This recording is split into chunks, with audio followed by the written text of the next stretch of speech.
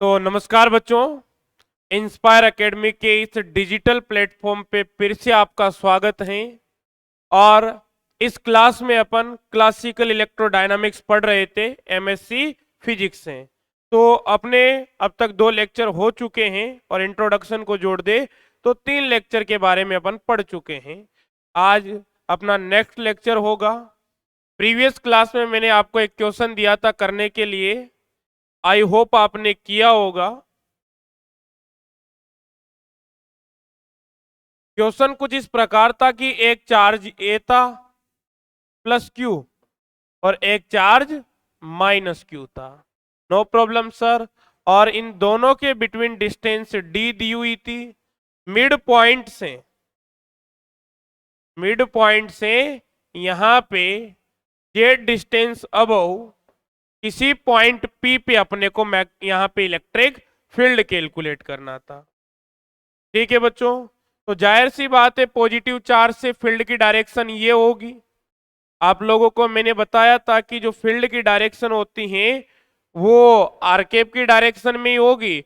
और यहां से इस चार्ज पार्टिकल से इस पॉइंट पी के लिए आर वेक्टर ये रहा, तो इस डायरेक्शन में आपके फील्ड की डायरेक्शन होगी। बच्चों, नेगेटिव चार्ज की वजह से जो फील्ड की डायरेक्शन होगी वो पोजीशन वेक्टर के अलोंग होगी। ठीक है, और अपनी ओर अट्रैक्ट करने की कोशिश करेगा। ठीक है, तो यहां पे इस प्रकार से, ठीक है, और यहां पे डायरेक्शन ये हो जाती है, यहां पे डायरेक्शन ये हो जाती है बच्चों। एंड दैट यहां पे एंगल डिफाइन कर देते हैं। अगर ये एंगल थीटा है तो ये एंगल थीटा होगा, कोई बड़ी बात नहीं है। और बच्चों ये एंगल थीटा है तो ये भी थीटा होगा।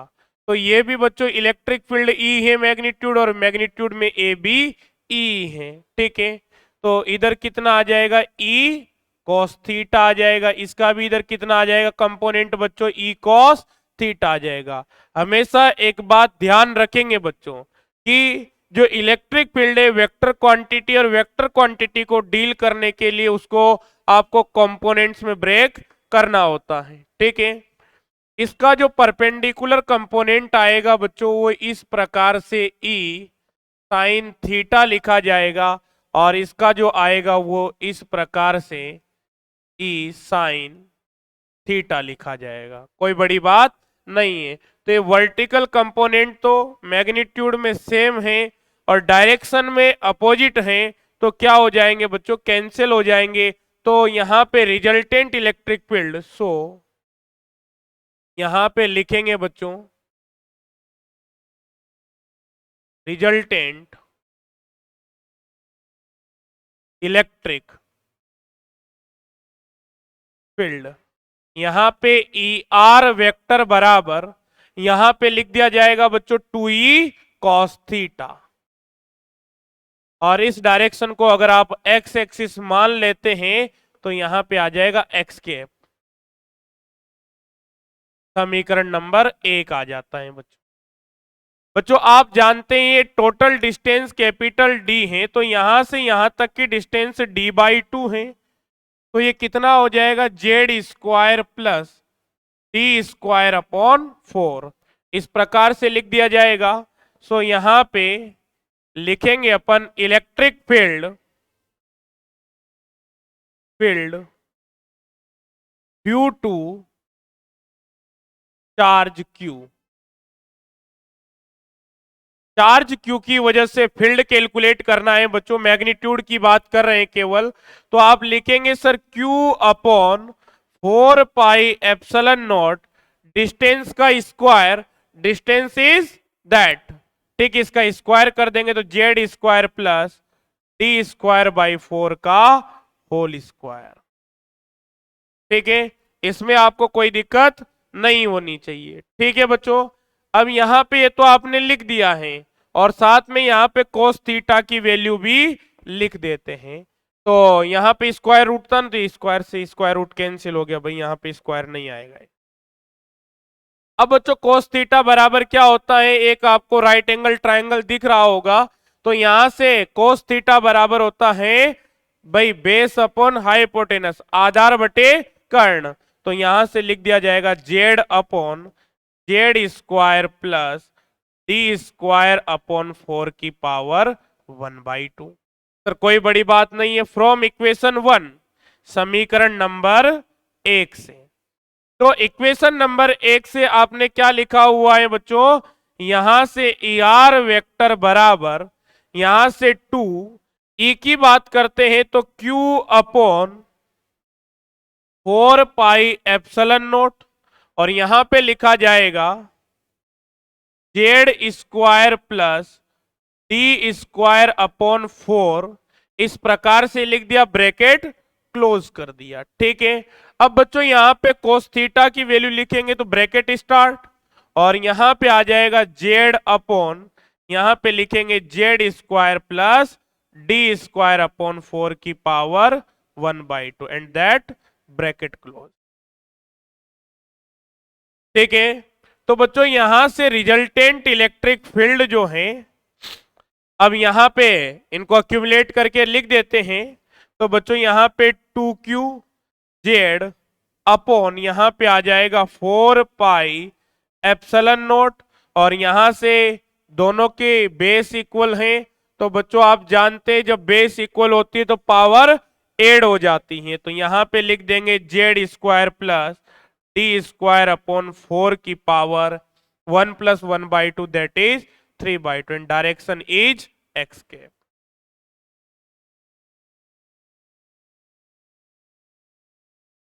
ठीक है भाई,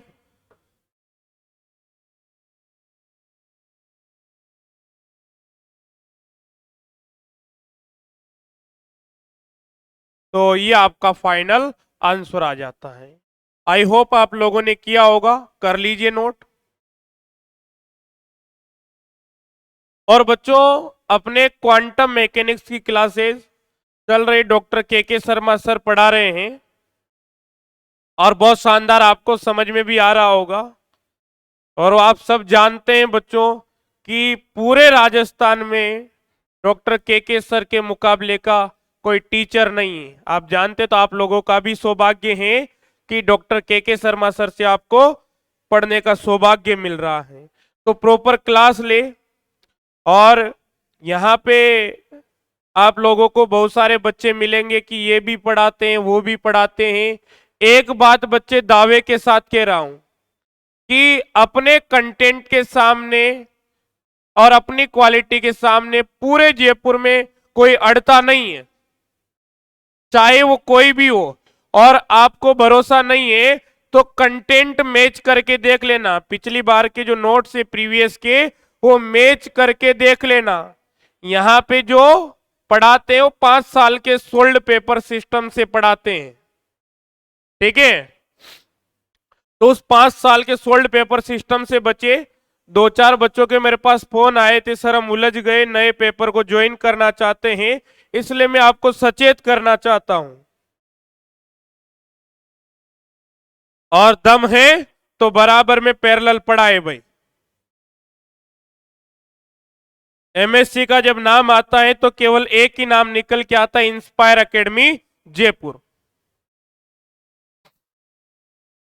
ठीक है, तो बढ़िया से पढ़िए और अपने यार दोस्तों को बता दी, और सब जगह डेमो लेके देखिए भाई। जब अपन अपने पास तभी पढ़ना है जब अपन दी बेस्ट पढ़ाते हैं।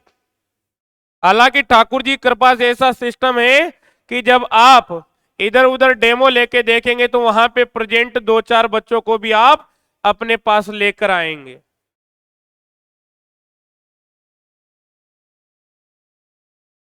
और एक बात बताना चाहता हूं बच्चों, एकदम सिस्टमेटिक पढ़ेंगे, और जब आपकी इलेक्ट्रोडायनामिक्स हुई या क्वांटम मैकेनिक्स की बुक हुई, आप किसी भी बच्चे से जो इधर उधर कहीं भी पढ़ रहा है एक बार बात करके देख लेना। आपके लेवल और उसके लेवल में रात और दिन का फर्क होगा। हालांकि मैं देखता रहता हूं चीजों को, तो काफी सारे टीचर्स तो गलत कॉन्सेप्ट भी पढ़ा रहे हैं एमएससी में। अब नाम नहीं लेंगे भाई, पर आप जब मैच करेंगे नोट्स इसको तो आपको पता लग जाएगा कि कितना गलत पढ़ा रखा है, मेथड ऑफ इमेजेस गलत पढ़ा रखी है। तो बहुत इंपॉर्टेंट टॉपिक है आपके फर्स्ट यूनिट में ईडी में, आप देखेंगे और मैं आपको प्रूफ भी दे दूंगा भाई। ठीक है, तो ये 5 साल के सोल्ड पेपर सिस्टम में बिल्कुल नहीं फंसना है अगर एमएससी अच्छे से करनी है तो। कोई कितना भी कहे, आपको कंटेंट मैच करके देखना है, पढ़ के देखना है। ठीक है भाई, ये क्वेश्चन हो गया है। अब बच्चों जो अपन ने इलेक्ट्रिक फील्ड कैलकुलेट किया था वो केवल अब तक डिस्क्रीट चार्ज डिस्ट्रीब्यूशन की वजह से किया था। अब अपन फील्ड कैलकुलेट करेंगे बच्चों कंटिन्यूअस चार्ज सिस्टम की वजह से। ठीक है, और बच्चों यहां से क्वेश्चन भी पूछा गया यूनिवर्सिटी में। क्वेश्चन किस प्रकार से पूछा गया था उसके बारे में भी जिक्र कर लेता हूं। आपसे क्वेश्चन पूछा गया था, calculate the electric field strength 8 point R due to volume charge distribution and surface charge distribution. हालांकि मैं अभी करवाऊंगा आपको। तो यहां से क्वेश्चन पूछा गया है, 2019 में क्वेश्चन यहां से पूछा गया था यूनिवर्सिटी में। और एक विशेष बात, आप लोगों को मैं पिछले 10 से 12 साल के जितने भी पेपर यूनिवर्सिटी में इससे पूछे गए हैं सभी आपको प्रोवाइड करवा दूंगा। कोई आपको जयपुर में प्रोवाइड नहीं करवाएगा, मैं आपको कंप्लीट पेपर प्रोवाइड करवाऊंगा प्रीवियस ईयर के। पिछले साल भी करवाए थे, इस साल भी करवाएंगे। ठीक है, निश्चिंत रहिए आप। एक एक यूनिट का अपने को डिटेल्स एनालिसिस करना है। 10 से 12 साल में आप मिला के देख लीजिएगा, एक एक टॉपिक उसी तरीके से पूछा गया जैसा आपको यहां पे करवाया गया। ठीक है, अब आइए बच्चों बात करते हैं यहां पे इलेक्ट्रिक फील्ड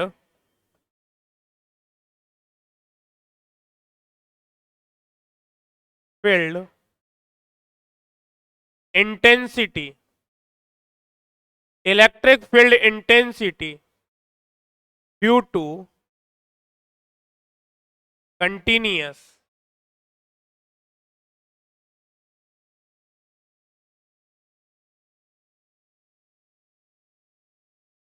चार्ज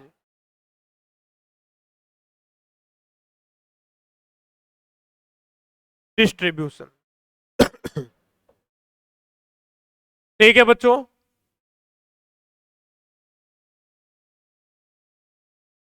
तो ध्यान से देखेंगे बच्चों। सबसे पहले अपन वॉल्यूम चार्ज डिस्ट्रीब्यूशन की वजह से इलेक्ट्रिक फील्ड कैलकुलेट करेंगे। तो इसमें पहला हेडिंग डालिए, इलेक्ट्रिक फील्ड ड्यू टू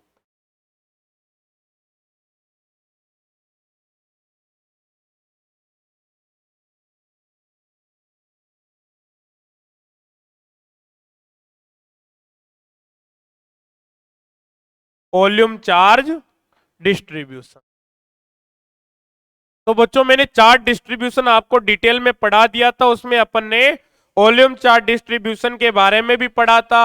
वहां पे आपने पढ़ा था कि अगर चार्ज जो है कंटिन्यूअसली किसी वॉल्यूम में डिस्ट्रीब्यूटेड हो तो इस प्रकार का जो चार्ज होता है उसको अपन वॉल्यूम चार्ज डिस्ट्रीब्यूशन कहते हैं। Electric field due to volume charge distribution.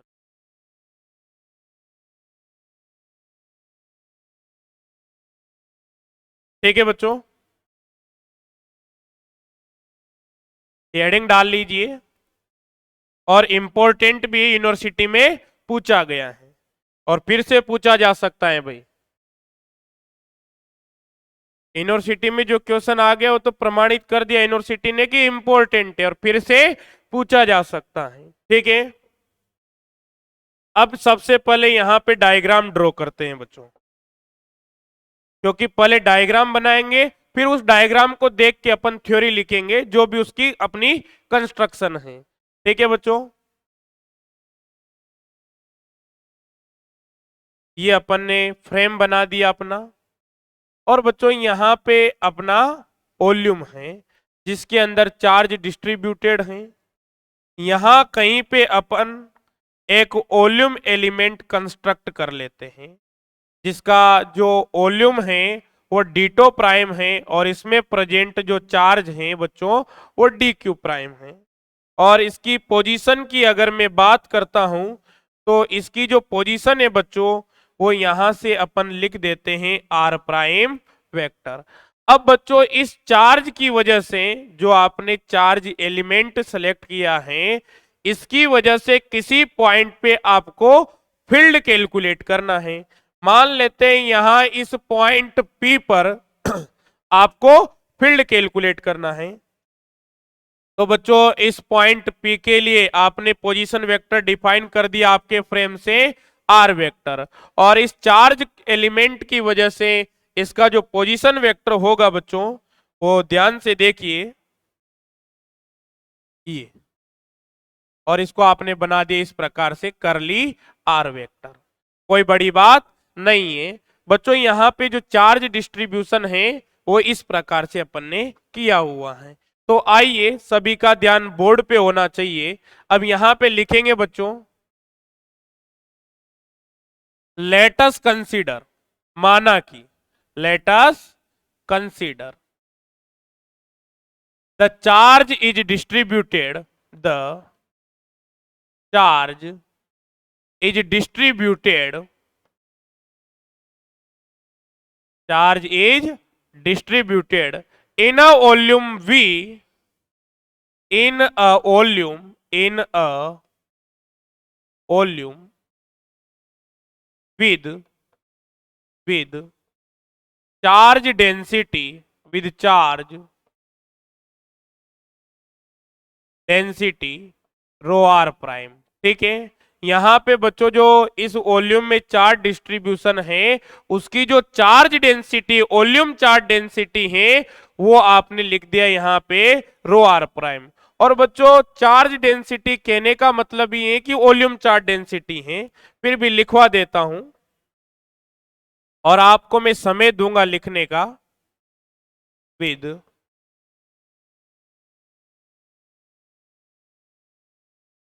with volume charge density rho r prime।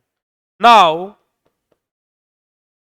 we construct, यहां पे अपन ने क्या कर लिया, एक वॉल्यूम एलिमेंट कंस्ट्रक्ट कर लिया। Now we construct a volume element, volume element dito prime which have charge dq prime at position R prime vector. ध्यान से देखिए बच्चों, जो यहां पे लिखा हुआ है, जो यहां पे आपने ड्रॉ किया हुआ है, क्या उसी को ही लिखा है क्या? अपन ने एक वॉल्यूम एलिमेंट का कंस्ट्रक्शन किया है बच्चों, जिसका जो पोजीशन है वो आर प्राइम में, और जो ये वॉल्यूम एलिमेंट है इसमें जो प्रेजेंट चार्ज है वो डी क्यू प्राइम है। दैट मीन्स बच्चों जो डी क्यू प्राइम होगा इसको आप लिखेंगे रो आर प्राइम डीटो प्राइम, समीकरण नंबर 1। ठीक है भाई, इसमें आपको कोई दिक्कत नहीं होनी चाहिए। Now electric field, at point P due to this charge element, due to एक सेकेंड बच्चों,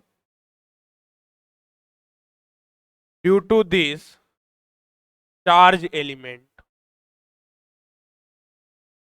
तो बच्चों पॉइंट चार्ज की वजह से अपन ने फील्ड कैलकुलेट किया है और आपने लिखा है कि 1/4πε0 Q/r², आर कैप लिखा हुआ है।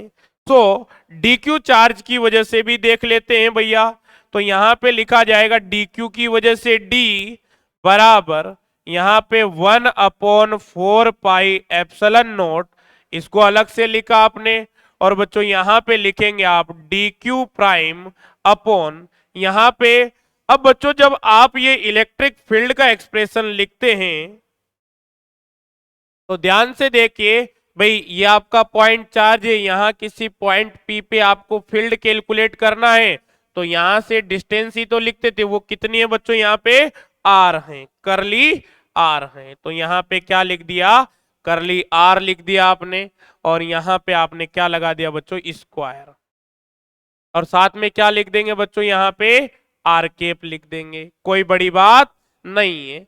अब बच्चों यहाँ पे आपको होल वॉल्यूम डिस्ट्रीब्यूशन के लिए जो होल चार्ज डिस्ट्रीब्यूशन है, इसकी वजह से पॉइंट पी पे फील्ड कैलकुलेट करना है, देन इंटीग्रेट कर देते हैं। तो और whole charge distribution, whole charge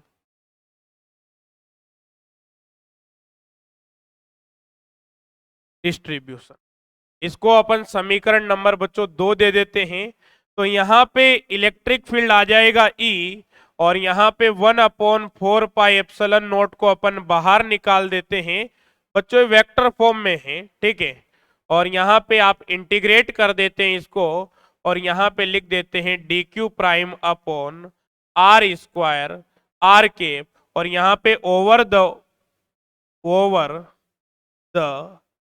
volume, over the volume where charge is distributed, where charge is distributed। ठीक है बच्चों, ये आपने लिमिट लगा दी।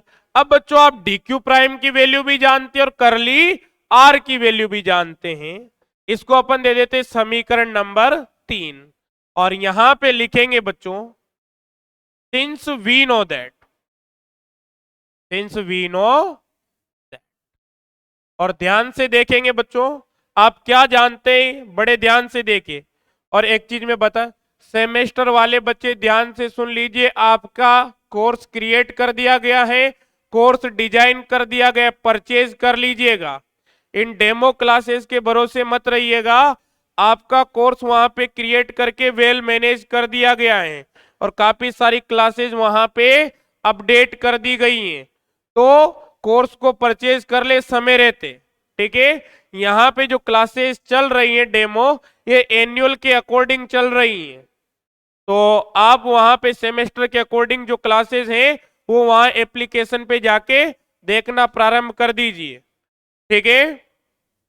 हम जानते हैं बच्चों, क्या जानते हैं आप, कि vector triangle law of addition का यूज करके अपन यहां पे क्या लिख सकते हैं सर, यहां पे लिखा जा सकता है R prime vector plus curly R vector बराबर आर वेक्टर।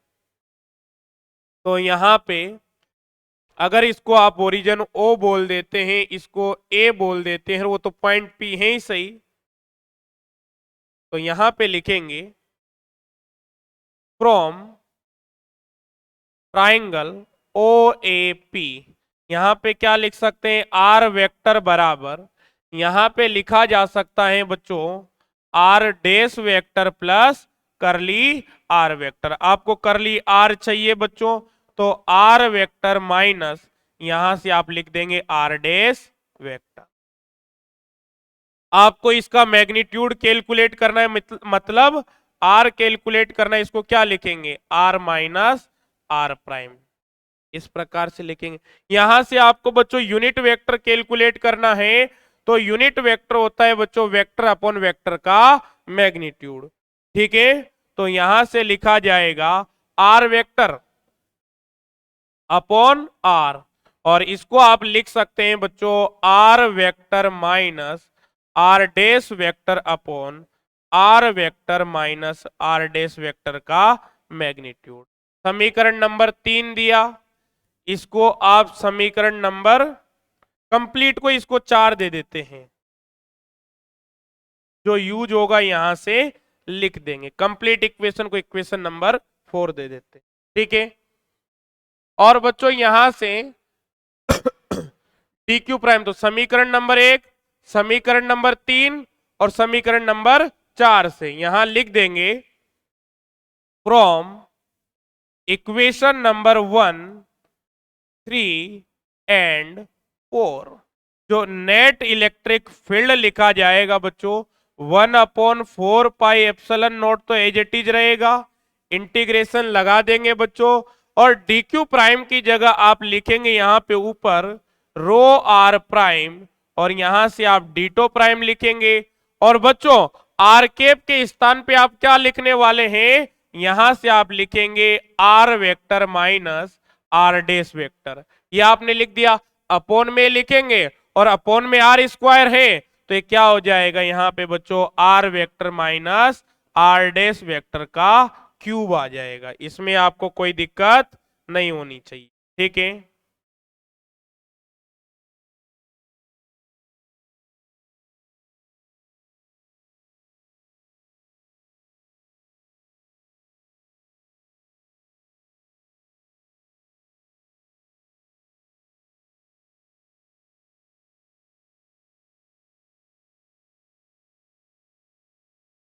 ठीक है भाई, तो यहां पे ये आपने कैलकुलेट कर दिया, यहां पे ओवर द वॉल्यूम।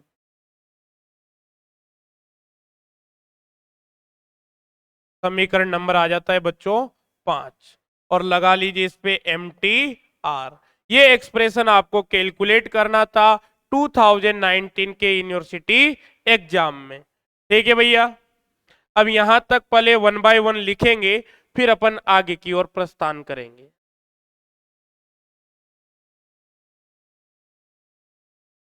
हेडिंग डाल लिया, लिखना प्रारंभ कर दीजिए भाई, ठीक है।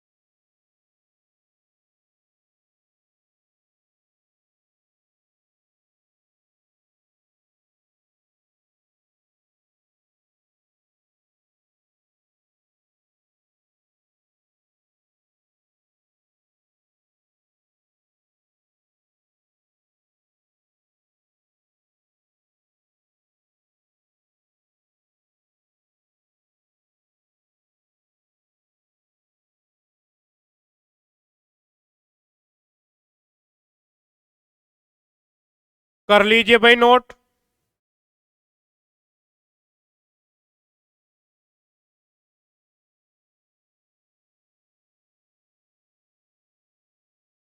और ऐसा ही सेम टू सेम अपन अब सरफेस चार्ज डिस्ट्रीब्यूशन के लिए करेंगे, फिर लाइन चार्ज डिस्ट्रीब्यूशन के लिए करेंगे, ठीक है भैया।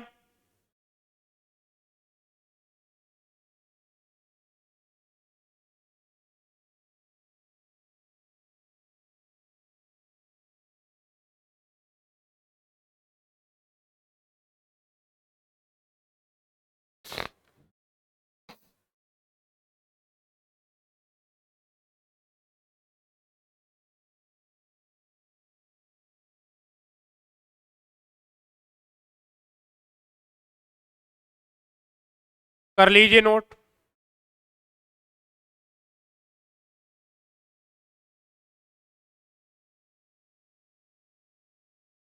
तो एक्सप्रेशन कैलकुलेट हो गया बच्चों आपके इलेक्ट्रिक फील्ड का। और एक बात विशेष ध्यान रखा करो, अपने फ्रेंड सर्कल में जो आपके मित्र हैं जो एमएससी कर रहे हैं, उनको जरूर बता दिया करो कि सर की क्लासेस स्टार्ट हो चुकी हैं।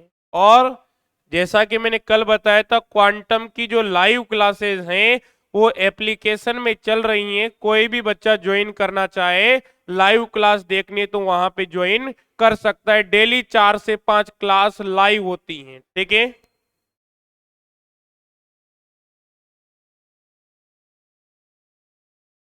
और बच्चों अपनी क्लासेस दोनों मोड में अवेलेबल हैं, ऑफलाइन प्लस ऑनलाइन, ठीक है। अब बच्चों सेकंड पॉइंट लिखेंगे, और यहां पे लिखेंगे second point surface charge distribution. Surface charge distribution, electric field due to surface charge distribution.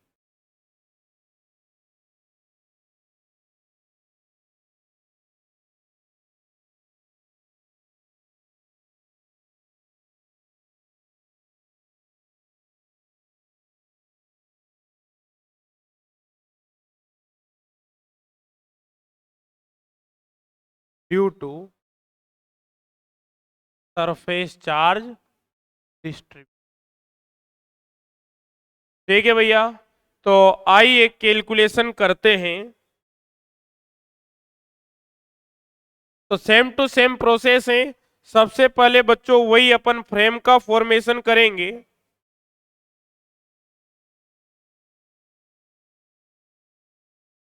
ठीक है, यहां पे इस प्रकार से ये अपन ने एरिया बना दिया और यहां पे आपका चार्ज डिस्ट्रीब्यूटेड है with charge density sigma R prime. यहाँ पे जो चार्ज डिस्ट्रीब्यूशन है उसकी चार्ज डेंसिटी कितनी है बच्चों, सिग्मा आर प्राइम है। ठीक है, और यहां से वही अपन यहाँ पे एरिया एलिमेंट कंस्ट्रक्ट कर लेंगे।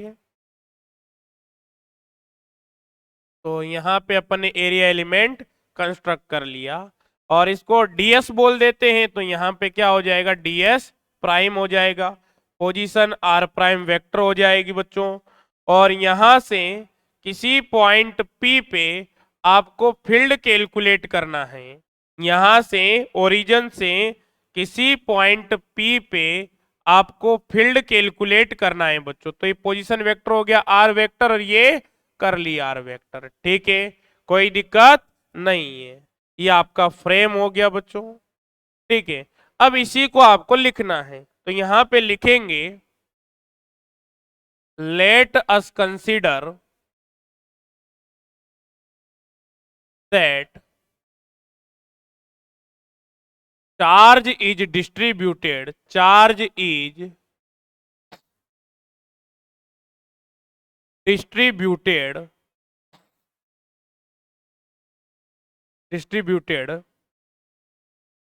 continuously with charge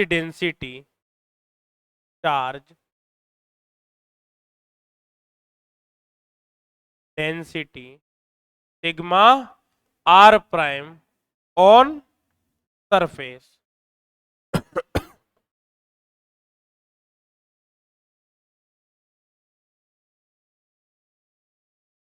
बच्चों on the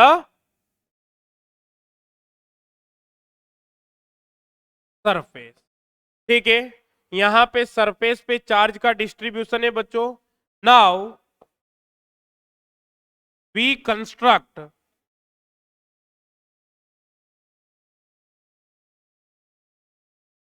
N area element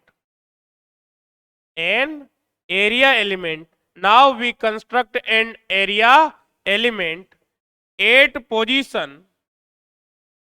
अपन ने एरिया एलिमेंट का कंस्ट्रक्शन कर लिया बच्चों पोजीशन r प्राइम पे, at position r prime vector and there charge is dq prime भी लिख सकते हैं बच्चों, dq भी लिख सकते हैं। दैट मीन्स यहां पे लिखा जाएगा बच्चों dq बराबर सिग्मा डॉट ds, यहां पे सिग्मा और लिखा जाएगा ds prime.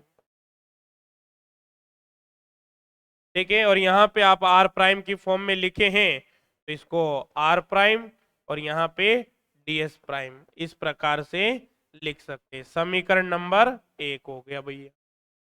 Same to same process चलेगा। अब बताओ कहां टप है, और पूरी इलेक्ट्रोडायनेमिक्स की 8 यूनिट पढ़ाने के दौरान कहीं पे भी आपको इलेक्ट्रोडायनेमिक्स टफ नहीं लगेगी। सबसे टफ पेपर बोला जाता है, बट मैं आपको गारंटी देता हूं बच्चों की पूरी 8 यूनिट में कहीं आपको टफ नहीं लगेगा, बस आपको डेली बेसिस पे पढ़ाई करनी है। ठीक है, रेगुलरिटी बहुत ज्यादा जरूरी है। Now the electric field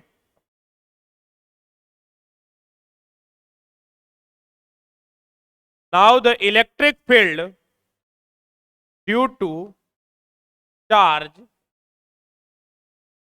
dq prime, यहां पे लिखेंगे बच्चों d बराबर, यहां पे d बराबर लिखा जाएगा 1/4 पाई एप्सिलॉन नॉट, और यहां पे लिख देंगे dq अपॉन डिस्टेंस कितनी है बच्चों एरिया एलिमेंट से पॉइंट पी की, करली आर, तो करली आर का स्क्वायर, और यहां पे आ जाएगा आर के। तो आगे बढ़ते हैं बच्चों। तो द इलेक्ट्रिक फील्ड, तो the electric field due to whole charge distribution, due to whole charge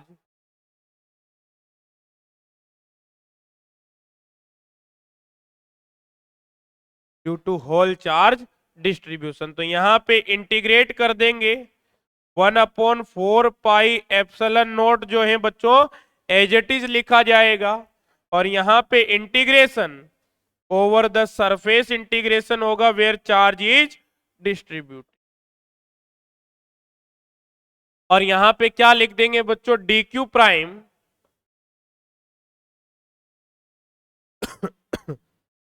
यहां पे आर स्क्वायर और आर केप आ जाता है, समीकरण नंबर 2 लिख दिया जाता है। ठीक है, और आपको केवल जो एग्जाम में पूछा गया था वो वॉल्यूम चार्ट डिस्ट्रीब्यूशन और सरफेस चार्ट डिस्ट्रीब्यूशन की वजह से ही पूछा गया था बच्चों, सिंस वी नो दैट। अब प्रीवियस एग्जाम्पल में मैंने बता दिया है अभी कि कैसे कैलकुलेशन आई, तो मैं डायरेक्ट लिख सकता हूं सिंस वी नो दैट। यहां पे जो R cap upon R square की वैल्यू है बच्चों, इसको क्या लिखा जाएगा, अगर आप चाहें तो आर केप को आर वेक्टर अपॉन आर, तो R vector upon R cube लिख सकते हैं, और आर वेक्टर की कैलकुलेशन आपने की है, तो यहां पे R vector minus R dash vector upon R vector minus R dash vector का मैग्नीट्यूड का क्यूब लिख देंगे, और ये वैल्यू उठा के यहां पुटअप कर देंगे, and D Q prime, and D Q prime बराबर यहां पे क्या लिखा हुआ है बच्चों, चलो उसको इक्वेशन से ही डायरेक्ट पुटअप कर देंगे, तो ये समीकरण नंबर 2, ये समीकरण नंबर 3, तो यहां पे लिख देंगे फ्रॉम इक्वेशन 1 2 एंड 3। रटना कुछ भी नहीं है बच्चों, एकदम स्टेप बाय स्टेप इस तरीके से आपको करना आना चाहिए। फ्रॉम इक्वेशन 1 2 एंड 3, यहां से जो इलेक्ट्रिक फील्ड आ जाएगा बच्चों वो लिखा जाएगा 1/4 पाई एप्सिलॉन नॉट, ये लिख दिया आपने। यहां पे इंटीग्रेशन करेंगे, डी क्यू प्राइम की जगह आप लिखेंगे sigma R prime DS prime upon, यहां पे लिखा जाएगा R vector minus R dash vector के मैग्नीट्यूड का क्यूब, और साथ में लिखा जाएगा बच्चों R vector minus R dash vector, और इसको कर देंगे ब्रैकेट में। ठीक है, ये आगे इक्वेशन नंबर 4, बाकी बच्चों अपन कल पढ़ेंगे। ठीक है, तो कर लीजिए इसे नोट, लिख लीजिए भाई। ठीक है, आराम से लिख लीजिए।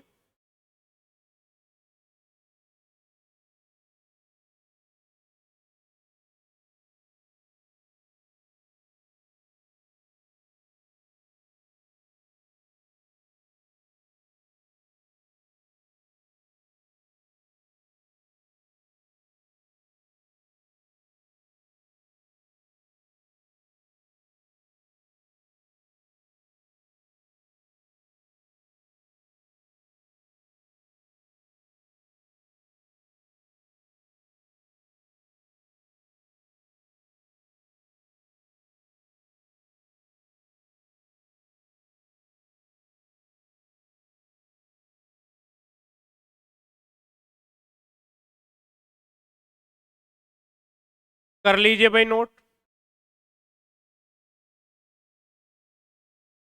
तो इस प्रकार से क्वेश्चन आपसे पूछे जाते। 2019 में आया हुआ था, इतना ही आपको लिखना था। ठीक है, लिख भी लीजिएगा हेडिंग के वहां पे 2019।